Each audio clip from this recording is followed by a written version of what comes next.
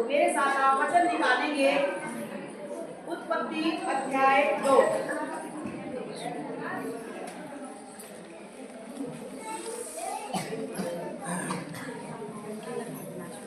उत्पत्ति अध्याय 2 और उसकी 18, 2 की 18।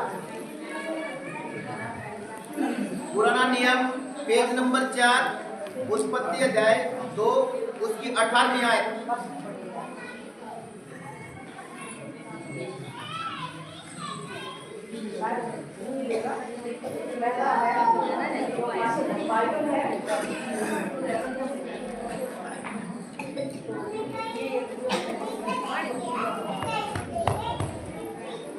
फिर यहोवा परमेश्वर ने कहा, आदम का अकेला रहना अच्छा नहीं है, मैं उसके लिए एक ऐसा सहायक बनाऊंगा जो उससे मेल खाए। हालेलुया। हालेलुया। परमेश्वर ने क्या कहा? जब हम देखते हैं उत्पत्ति के वचन के अनुसार कि परमेश्वर ने रचा, मिट्टी से रचा, उसके लिए सहायक बनाया जो उसे मेल खा सके। हालेलुया। तब हमने देखा कि परमेश्वर ने पशु पक्षी हर चीज को बनाया, लेकिन आदम के साथ कोई भी मेल नहीं खाया। अगर बच्चे शांत नहीं हो रहे हैं तो आज हम बच्चों को, कुछ लड़कियां यहाँ से जाएंगी और बच्चों को सबको लेके जाएंगी, क्योंकि लाइट नहीं है। सारे बच्चे जाओ,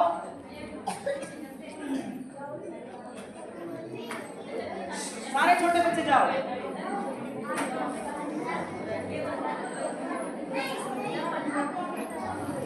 जाओ जाओ, हम 5 मिनट रुक सकते हैं।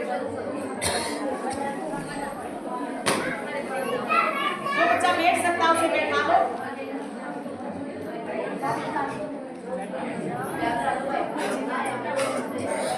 और उन्हें क्या करना है? जीसस की कहानियां सुनानी है, वचन से कहानियां सुनानी है, जहां से भी आपको याद हो।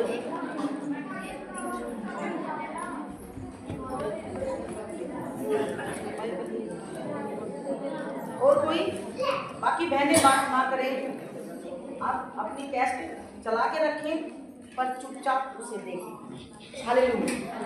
चुपचाप क्या करें? खुद ही देखते रहें। परमेश्वर ने कहा, फिर यहोवा परमेश्वर ने कहा, आदम का अकेला रहना अच्छा नहीं है, मैं उसके लिए ऐसा सहायक बनाऊंगा जो उससे मेल खाए।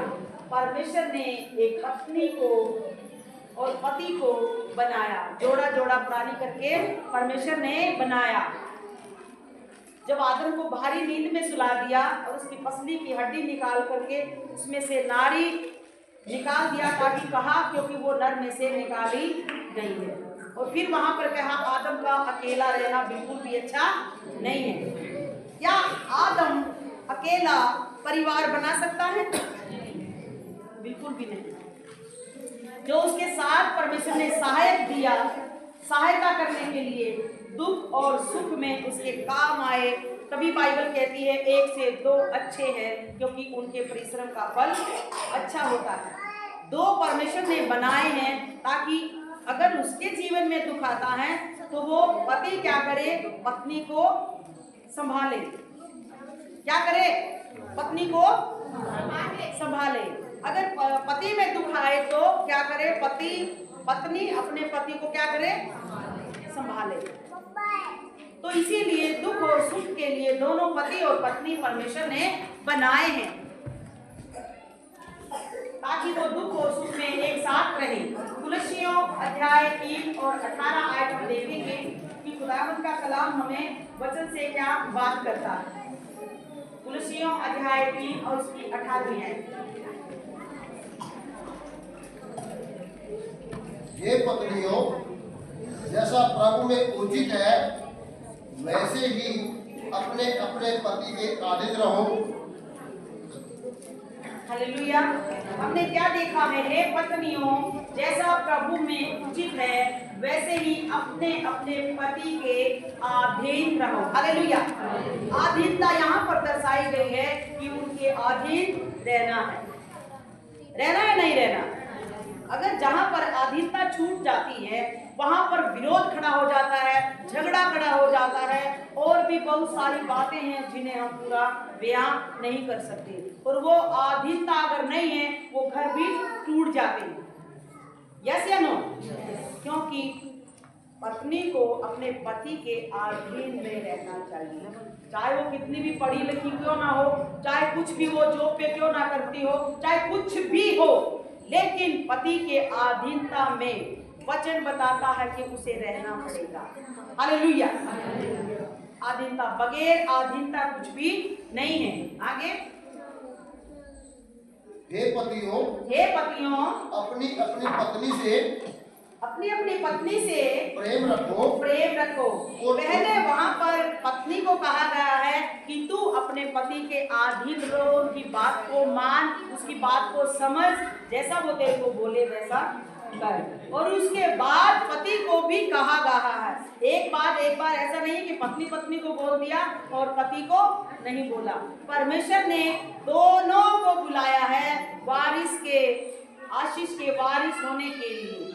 पति और पत्नी दोनों को परमेश्वर ने क्या कहा है? बुलाया है। तो क्या कहा है पति के बारे में? दोबारा फिर से पढ़ेंगे। हे पतियों अपनी अपनी पत्नी से प्रेम रखो और उनसे कठोरता न करो।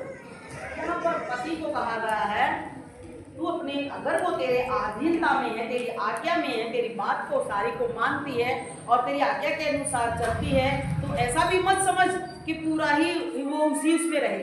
उसे भी कहा गया है पति को कि तू अपनी पत्नी से क्या कर? प्रेम कर और उसके साथ कठोर व्यवहार मत कर। इतना भी मत कर कि उसके साथ बहुत कठोरता से, हर वक्त कठोरता से पेश आए। ऐसे में क्या होता है, पत्नी का हृदय इतना हार्ड हो जाता है कि उसकी लालसा अपने पति के प्रति बिल्कुल खत्म हो जाती है, और उनकी लालसा जो एक दूसरे की, उनका मन में क्या बोलते हैं, मनमुटाव अंदर से हो जाता है। और जो प्रेम उनका स्टार्टिंग में था, जब शादी हुई, उस प्रेम में और उस प्रेम में अंतर आ जाता है। कारण अब पिछली बार मैंने बताया था जीव के बारे में, हालेलुया, बताया था ना जीव के बारे में।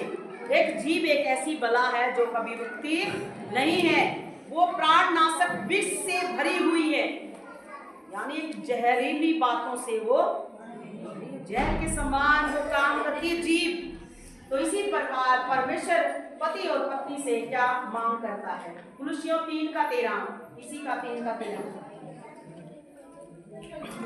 और यदि किसी पर दोष देने का कोई कारण हो तो एक दूसरे की सह लो और एक दूसरे के अपराध क्षमा करो। हाँ, यहाँ पर एक लिखा है, यदि किसी पर दोष देने का कोई कारण हो तो एक दूसरे की सह लो, एक दूसरे की अपराधों को क्या करो? क्षमा करो। क्षमा करने के लिए परमेश्वर ने बोला है, जैसे परमेश्वर ने तुम्हारे अपराधों को क्षमा किया है, यानी कि जाने में जो भी गलती हुई है और उस गलती के लिए परमेश्वर ने कहा है तू उसे क्षमा कर। पति को भी बोला है और पत्नी को भी बोला है कि तूने आपस में एक दूसरे को क्या करना है? क्षमा करना है, ताकि जिस प्रकार प्रभु ने आपके अपराधों को क्षमा किया है। हालेलुया।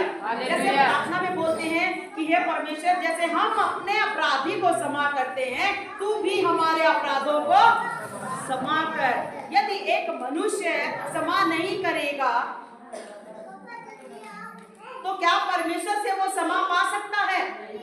कभी नहीं पा सकता, क्योंकि उसकी प्रार्थना के लिए एक बहुत बड़ी रुकावट बन जाती है, क्योंकि वो क्षमा करना नहीं चाहेगा, लेकिन दिन रात प्रार्थना करेगा। उसकी प्रार्थना के लिए एक बहुत बड़ी बाधा है, रुकावट है। क्यों? परमेश्वर के वचन में कहा, यदि तुम पति और पत्नी दोनों मिलकर प्रार्थना करोगे तो तुम्हारी प्रार्थना रुक नहीं सकेगी। हालेलुया, सुरग जाएगी और आपका उत्तर को लेके आएगी।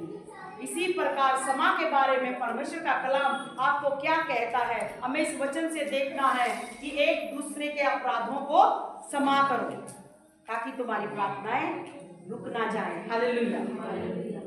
और कुछ पति ऐसे हैं जो वचन को नहीं मानते, कुछ ऐसे भी हैं जो वचन को नहीं मानते, लेकिन उनके लिए एक पत्नी को अपने जीवन को संवार के प्रभु के बारे में उनके साथ अपने व्यवहार को चेंज करके बदल के अपने आप को और फिर उनके साथ व्यवहार करना है, ताकि वो देखें कि मेरी पत्नी को परमेश्वर ने कितना बदल दिया। यदि आप मसीह में आए और चले गए और आपका जीवन में कोई भी बदलाव नहीं है, तो आपके आस पड़ोस के लोग भी आपका एक नमूना आदर्श देखेंगे। हमारे यहाँ आस पड़ोस के जो हैं, यहाँ पर हैं हमारे पास में, वो जानते इस बात को, समझते इस बात को कि वो किस प्रकार पति और पत्नी दोनों मिल करके प्रभु के कार्य को कर रहे हैं। एक नमूना, एक आदर्श अपने आप को क्या करना है, बनाना है। तो इसीलिए खुदावन का कलाम इस प्रकार से आपसे बात करता है। इफिसियों अध्याय 5 उसकी 21 से 29 तक हम पढ़ेंगे। इफिसियों। और परमेश्वर आपसे अद्भुत रीति से प्यार करता है और खुदावन महान और अद्भुत परमेश्वर है। और मसीह के भय से एक दूसरे के अधीन रहो। हे पत्नियों, अपने अपने पति के ऐसे अधीन रहो जैसे प्रभु के, जो कि पति पत्नी का सिर है, जैसा कि मसीह कलीसिया का सिर है और आप ही देह का उद्धार करता है। पर जैसे कलीसिया मसीह के अधीन है, वैसे ही पत्नियां भी हर बात में अपने अपने पति के अधीन रहे। हे पतियों, अपनी अपनी पत्नी से प्रेम रखो, जैसा मसीह ने भी कलीसिया से प्रेम करके अपने आप को उसके लिए दे दिया कि उसको वचन के द्वारा जल के स्नान से शुद्ध करके पवित्र बनाए। आमीन। यहाँ पर पहले पत्नियों को बोला है, पत्नियों अपने अपने पति के ऐसे अधीन रहो जैसे प्रभु के। हर बात में प्रभु का भय होना चाहिए कि हम ऐसा कार्य करेंगे तो परमेश्वर हमें देख रहा है। जैसे प्रभु का भय होता है, वैसे ही एक पत्नी को अपने पति का भी अधीनता यहाँ पर दर्शाई गई है। एक अधीनता, जब आप अधीनता में होकर चलेंगे तो घर का पूरा आनंद, पूरा माहौल, पूरी शांति, पूरा प्रेम को आप पा सकेंगे। Hallelujah, hallelujah. नहीं तो आप सोचेंगे मेरी शादी ही क्यों हुई, मैं उससे पहले मैं पैदा ही क्यों हुई, या मुझे पत्नी ही क्यों मिली। उससे पहले तो ऐसा रहेगा नहीं है। यदि आप एक दूसरे के अधीनता, पत्नियां भी पति के अधीन में यहाँ पर बताया गया है कि अधीन रहेंगी, तो उनके जीवन का जो है आनंद, जो दुख का आनंद था वो सुख में क्या होगा, बदल जाएगा। और आने वाले परिवार को भी आप एकजुट में ला सकेंगे। अगर पति और पत्नी, उनके बच्चे अभी छोटे हैं और छोटे बच्चे माँ और बाप की शूटिंग को देखते हैं, और जब वो बड़े हो जाएंगे वो भी करेंगे नहीं करेंगे, लड़ाई झगड़ा बेहुदा बोलना करेंगे नहीं करेंगे, क्योंकि बच्चे माँ बाप को देखते हैं और वो सीखते हैं। और उसके बाद जब उनकी शादी हो जाएगी और वो पूरा घर अशांति से भर जाएगा, वहाँ पर कोई भी शांति नहीं होगी, कोई प्रेम नहीं होगा, और उस घर में इतना दंगा प्रसाद रहेगा कि उस घर में तो कई बार तो बोलते हैं तो यहाँ रहना ही पसंद नहीं करती या नहीं करती। होता है नहीं होता? यदि माता और पिता परमेश्वर के भय में, वचन में होकर के चलेंगे और अपने बच्चों को भी वो चीजें सिखाएंगे, जब उनकी शादियां हो जाएंगी उन्हें भी सिखाएंगे, तो आपका पूरा घर शांति से भर जाएगा। Hallelujah, hallelujah. प्रेम से, आनंद से भर जाएगा। इसीलिए एक दूसरे का आदर, मान, सम्मान करना बहुत जरूरी है। और इसलिए हम देखते हैं, क्योंकि है पतियों, अपनी अपनी पत्नी, जो पति हैं वो पत्नी, जैसे कि मसीह कलीसिया का सिर है और स्वयं ही देह का उद्धार करता है। Hallelujah, hallelujah. मसीह क्या है? मसीह हम सब के ऊपर है ना। नीचे एक पति का सिर परमेश्वर, पति का सिर और पत्नी का सिर पति, पत्नी का सिर। तो एक दूसरे के अधीनता में हुए या नहीं हुए? तो एक पति को भी परमेश्वर की अधीनता में रहना है और ताकि वो चाहे कि मेरी पत्नी भी मेरे अधीनता में रहे। आज घरों में क्या हो रहा है? दुख, कलेश, संकट, कुछ बीमारी के कारण, कुछ बोल के कारण, मतलब अपने व्यवहार के कारण, कुछ गरीबी के कारण, और जिंदगी जीना इंसान के लिए बहुत कठिन हो गया। हो गया नहीं हो गया? हो गया नहीं हो गया? और जो पति हैं उनको भी चाहिए कि वो सारे नशे से, समस्या से दूर होकर के जो परमेश्वर ने जीवन दिया है, जो परमेश्वर ने तेरे को सहायक दिया है, उसका आदर मान सम्मान कर, उससे प्रेम कर, क्योंकि वो तेरे पूरे परिवार को छोड़ करके वो तेरे पास आई है। परमेश्वर के वचन के अनुसार परमेश्वर ने तेरे को उसे दिया है एक गिफ्ट के तौर पर। तो परमेश्वर ने तेरे को दिया है तो तू भी उसे क्या कर? प्रेम कर। Hallelujah, hallelujah. 24 में आज पढ़ेंगे। जैसे कलीसिया, पर जैसे कलीसिया मसीह के अधीन है, वैसे ही पत्नियां भी हर बात में अपने अपने पति के अधीन रहे। जो कलीसिया है वो सब क्या है? परमेश्वर के अधीन है। और कलीसिया परमेश्वर के अधीन है तो पत्नी को भी अपने पति के अधीन होना चाहिए। 25 में आए, हे पतियों, अपनी अपनी पत्नी से प्रेम रखो, जैसा मसीह ने भी कलीसिया से प्रेम करके अपने आप को उसके लिए दे दिया, कि उसको वचन के द्वारा जल के स्नान से शुद्ध करके पवित्र बनाए। Hallelujah, hallelujah. हे पत्नियों, अपने अपने पति से हे पतियों अपनी पत्नी से प्रेम रखो, जैसा मसीह ने भी कलीसिया से प्रेम करके अपने आप को दे दिया, कि उसको वचन के द्वारा जल से स्नान करके शुद्ध करके पवित्र बनाए। जल से स्नान करके उसे पवित्र बनाया और मसीह ने हम सबके लिए अपने आप को क्रूस पर दे दिया। हालेलुया। मसीह ने क्या किया? हम सबके लिए अपने आप को क्रूस पर दे दिया। और आगे और उसे एक ऐसी तेजस्वी कलीसिया बनाकर अपने पास खड़ी करे, जिसमें न कलंक, न झुर्री, न कोई और ऐसी वस्तु हो, वरन पवित्र और निर्दोष हो। हालेलुया। खुदावन का कलाम कहता है मैं इस प्रकार बनना, एक ऐसी कलीसियाओं के बारे में भी बोला है कि ऐसी कलीसिया हो जो कलंकित ना हो, जिसमें कोई झुर्री ना हो, जिसमें कोई दाग धब्बा ना हो, क्योंकि यीशु ने, परमेश्वर ने जल से स्नान करके वचन के द्वारा पवित्र किया है और उसे खड़ा किया है। Hallelujah, hallelujah. परमेश्वर अद्भुत अद्भुत परमेश्वर है। हम देखेंगे 1 पत्रस अध्याय 3 और उसकी 7 से 9।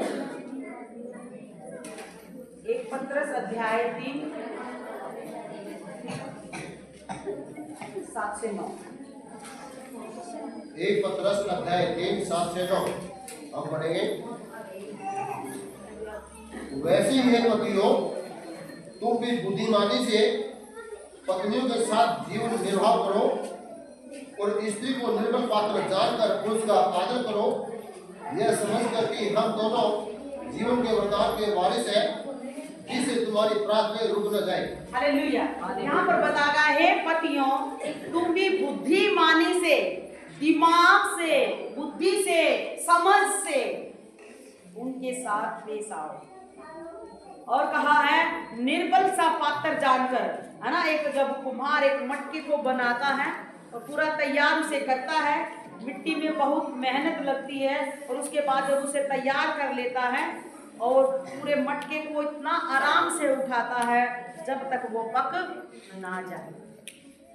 उठाता नहीं उठाता, जब उसे पका लेता है तब थपथपा के देखता है आवाज आई के नहीं, पक्का और कच्चे के बारे में। इसीलिए यहाँ पर पत्नी को कहा गया है अपनी पत्नी के साथ बुद्धिमानी से पैसा दिमाग से ऐसा ना हो कि तू बेहुदा बोल करके उसके दिल के ऊपर ठेस पहुंचाए, उसकी भावना को परेशान करे या उसकी भावना बिल्कुल ही टूट जाए। मालूम स्त्री के अंदर कैसी भावना होती है, अगर उसे जरा सा बोल दिया तो उसकी आंखों में पानी टपकने लगता है ना, बहुत जल्दी आंसू आ जाते हैं। और पति को चाहिए कि उनकी भावनाओं पर ठेस ना पहुंचाए, और पत्नी को भी चाहिए कि उनकी भावना पर ठेस ना पहुंचाए। और इसीलिए जो खुदावंद का कलाम कहता है, पति को निर्बल सा पात्र जान ले और उसका आदर कर, ताकि आप दोनों की जो प्रार्थना करते हैं आपकी प्रार्थना रुक ना जाए, आपकी प्रार्थना का तुरंत उत्तर मिले। पति और पत्नी दोनों मिलकर जब प्रार्थना करते हैं तो उनकी प्रार्थना का उत्तर मिले। इब्रानियों 12 का 15-17 हम देखेंगे जल्दी से।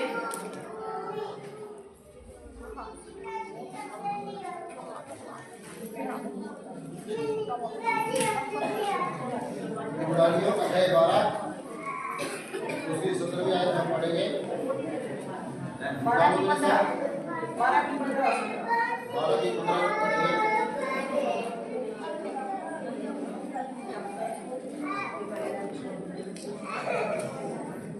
और ध्यान से देखते रहो, ऐसा ना हो कि कोई परमेश्वर के अनुग्रह से वंचित रह जाए या कोई कड़वी जड़ फूट कर कष्ट दे और उसके द्वारा बहुत से लोग बेसुध हो जाए। हालेलुया। ध्यान से देखते रहो, ऐसा ना हो कि कोई कड़वी जड़ फूट कर कष्ट दे। ऐसी कड़वाहट पति और पत्नी के अंदर ना हो जिसके फूटने के द्वारा पूरा जीवन खराब हो जाए। कड़वी जड़, कड़वी जड़ कई बार मान लिया कि आदमी नशे में चला गया या किसी बुराई में चला गया, या पत्नी के अंदर ऐसी कड़वी जड़ फूट गई कि उसे अपना विवाह का आनंद पूरा खत्म हो चुका है। हालेलुया। कई बार पत्नी ने कोई ऐसा कार्य किया जो कड़वी जड़ के कारण पति का पूरा विवाह का आनंद खत्म हो गया। तो अगर ऐसा कोई है जिनके द्वारा कड़वी जड़ के द्वारा जीवन खराब हो रहा है, तो उस अनुग्रह से वंचित रह सकते हो जिनके अंदर कड़वी जड़, उस कड़वाहट को खत्म करना है।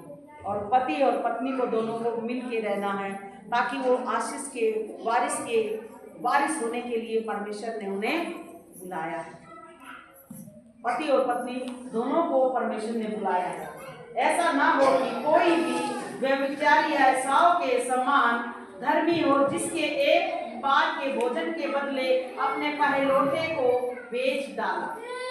बहुत ये बुरी बात है कि अपने आप को पवित्र रखे, प्रभु में बनाए रखे, प्रभु का भय माने और प्रभु के अधीनता में रहे, प्रभु के अधीनता में रहे। मलाकी अध्याय 2 का 15, मलाकी अध्याय 2 का 15।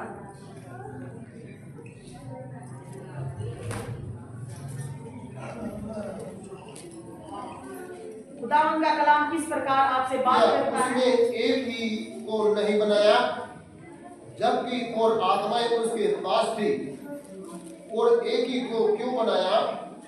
इसलिए कि वह परमेश्वर के योग्य संतान चाहता है।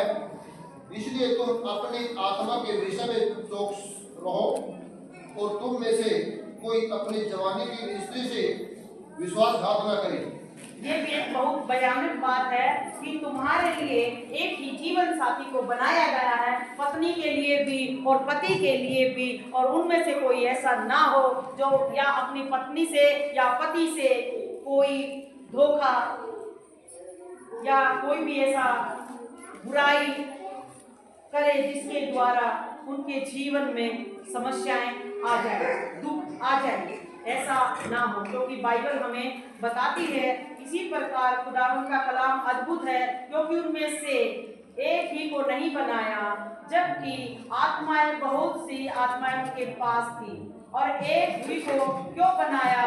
इसलिए कि वह परमेश्वर के योग्य संतान चाहता है कि तुम अपनी आत्मा के विषय में चौकस रहो, कि तुम में से कोई भी अपनी जवानी की स्त्री से विश्वास विश्वासघात ना करे। ना तो कोई पुरुष विश्वासघात करे और ना ही स्त्री अपने पति के साथ विश्वासघात करे। धोखा ना दे एक दूसरे के साथ मिलकर रहें और खुदावंद का भय माने और परमेश्वर की आशीषों को अपने जीवन में लेते रहे। नीति वचन अध्याय 22 को 18 की 22 को हम देखेंगे। नीति वचन तो खुदावंद किस प्रकार से आपसे बात करता है कि अपने पति के अधीन रहो, उनकी आज्ञाओं को मानो। 18 की 22 हम पढ़ेंगे। अपने जिसने स्त्री बिहा ली उसने उत्तम पदार्थ पा लिया और यहोवा का अनुग्रह उस पर हुआ। हालेलुया। जिसने एक शादी के समय अपनी पत्नी को ब्याहने के लिए पूरा ढोल धमाके से खुशी के साथ गए, खुशी से शादी की, और बाइबल स्पष्ट बताती है कि जिसने स्त्री ब्याह ली उसने उत्तम पदार्थ पा लिया। इतना उत्तम कि उसकी कोई भी कीमत नहीं है, कोई भी आप उसकी कीमत नहीं लगा सकते। इतना उत्तम पदार्थ परमेश्वर ने दिया है पति को भी और पत्नी को भी। जब उतना उत्तम पदार्थ मिल गया तो किसी भी बात की कमी नहीं रही। किसी भी बात की कमी रही क्या? उस उत्तम पदार्थ की क्या करनी है? कदर करनी है, इज्जत करनी है, मान सम्मान करना है और उसके साथ अपने जीवन को अच्छे से निर्भय करना, अच्छे से उस जीवन को बिताना है जो परमेश्वर ने आपको दिया है। हालेलुया। उनके साथ खुशी से रहना है। उत्तम पदार्थ यूं ही नहीं मिल जाता। उस वचन स्पष्ट कहता है कि जिसने स्त्री ब्याह ली उत्तम पदार्थ मिला और यहोवा का अनुग्रह, परमेश्वर का अनुग्रह आ गया। हालेलुया। परमेश्वर का अनुग्रह आ गया। और जब अनुग्रह आ गया उस वचन को पूरा करता है, फूलो फलो और पृथ्वी में भर जाओ। फूलो फलो और पृथ्वी में भर जाओ। आज आप जवान हैं, प्रभु में हैं और आप शादीशुदा हैं, खुदावंद को धन्यवाद दे। लेकिन जब आप बूढ़े हो जाएंगे, जब आप बूढ़े हो जाएंगे तो क्या करना है? बूढ़ों के विषय में भी परमेश्वर आज्ञा देता है। हम वचन से देखेंगे 2 तीमुथियुस, खाली तीतुस निकाल ले, तीतुस 2 की 2 से हम 5 तक पढ़ेंगे। ये किस प्रकार से परमेश्वर बातें करता है, बूढ़ी स्त्री से, बूढ़े पुरुष से भी परमेश्वर क्या मांग करता है। हालेलुया। तीतुस अध्याय 2 की 2 से 5 तक आप पढ़ेंगे और खुदा उनको धन्यवाद देंगे कि बूढ़ों को भी परमेश्वर कहता है कि तू जवानों को सिखा। देखिए आप सुनिए, अर्थात बूढ़े पुरुष जो यहाँ पर अपने आप को समझते हैं बुजुर्ग हैं, सचेत और गंभीर हो और सचेत हो जाए, गंभीर हो जाए और संयमी हो जाए और उनका विश्वास और प्रेम और उनका धीरज पक्का हो ताकि वो दूसरे जवान बच्चों को क्या करें? सिखाएं, शिक्षा दें।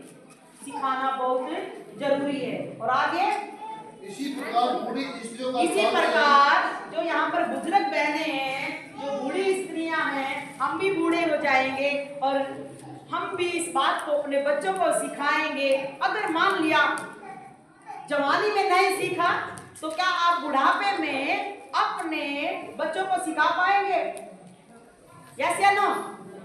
नहीं सिखा पाएंगे, क्योंकि जवानी तो ऐसे ही लड़ाई में गुजार दी, उसके बाद आया बुढ़ापा तो बोलेंगे हम भी ऐसे ही लड़ते थे, कोई बात नहीं, ऐसे बोलोगे।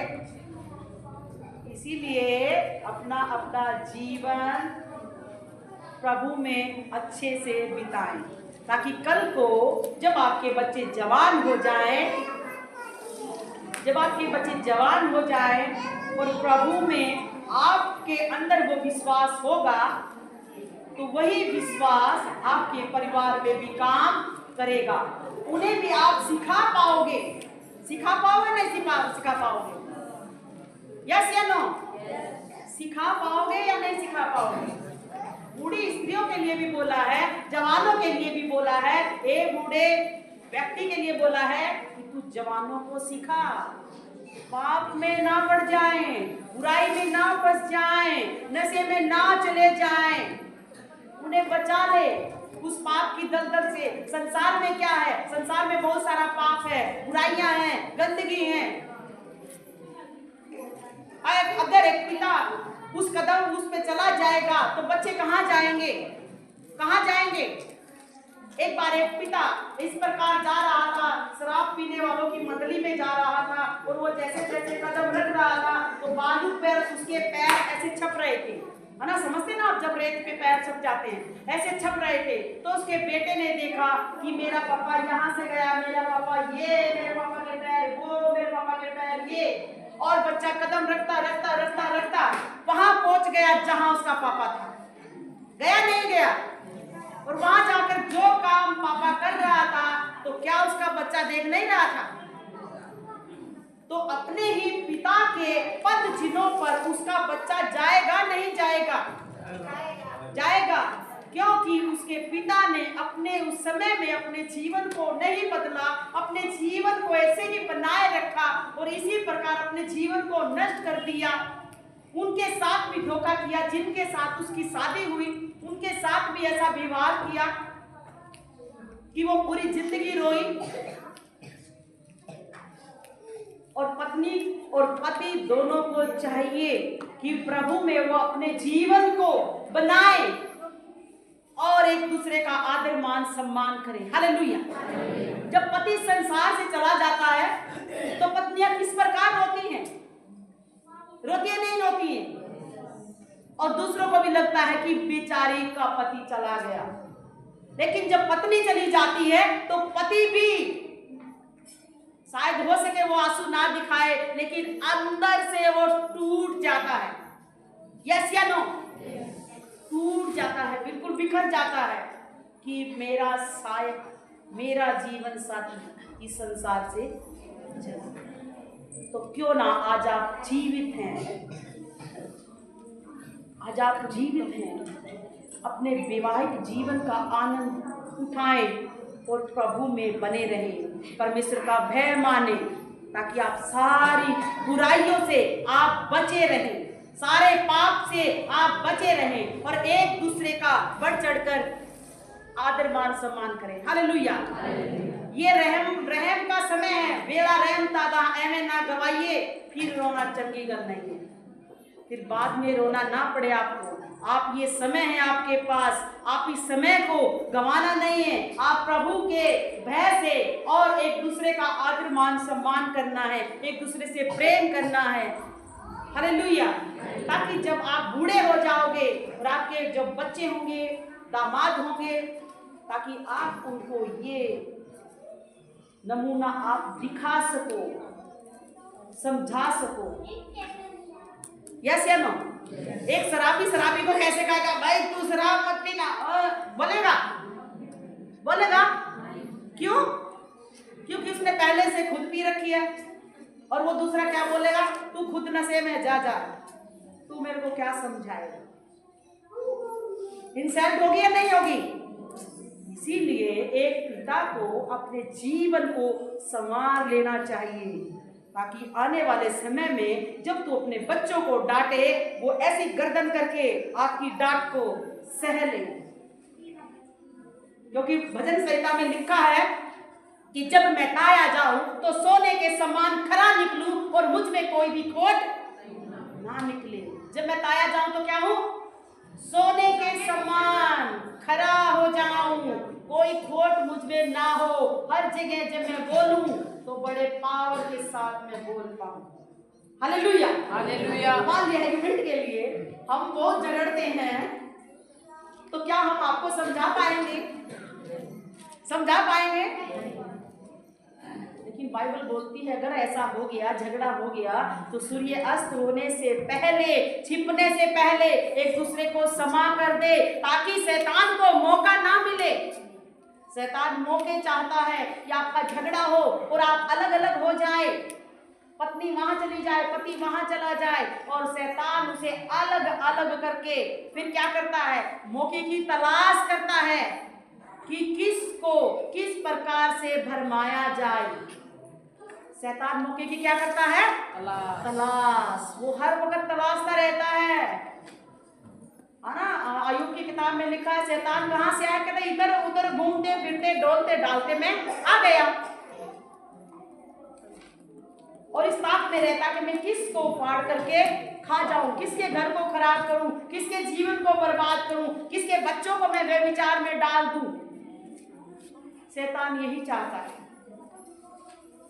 तो जो बूढ़ी स्त्रियां हैं वो भी इस बात को ध्यान से सुने कि अपने बच्चों को वो चीजें सिखाएं। जो जवान हैं वो भी अपने जीवन को संवारे। जो भाई हैं, ये मान लिया कोई कमी जीवन में, उन्हें छोड़ करके प्रभु में आदर से, मान से, परमेश्वर के भय से चले। परमेश्वर का भय होना बहुत ही जरूरी है। परमेश्वर इस वचन के द्वारा आपको आशीष दे। आइए